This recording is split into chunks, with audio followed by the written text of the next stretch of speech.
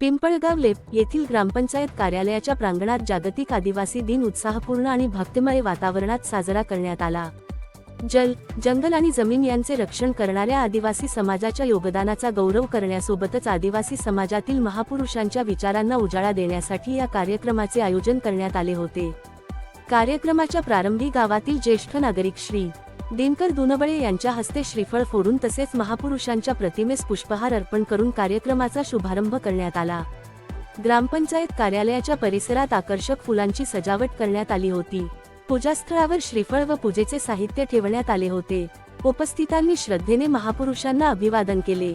यावेळी उपस्थितांनी मनोगत व्यक्त करताना आदिवासी समाज हा निसर्गाचा खरा संरक्षक असून त्यांची समृद्ध संस्कृती, परंपरा आणि जीवनशैली समाजासाठी प्रेरणादायी असल्याचे सांगितले।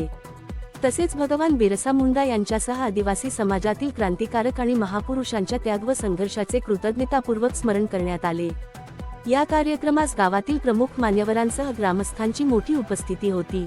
पोलीस पाटील मोहनदास बैरागी, विनोद आहिरे, विक्रम दौंडे, अभिराज दौंडे, भगवान दौंडे, रेवणनाथ गोधडे, सुनील गोधडे, सोमनाथ गोधडे, रामनाथ दौंडे, आप्पा दौंडे, कैलास माळी, अरुण वाघ, मारुती गोधडे यांच्यासह गावातील नागरिक, तरुण आणि आदिवासी समाजबांधव मोठ्या संख्येने उपस्थित होते।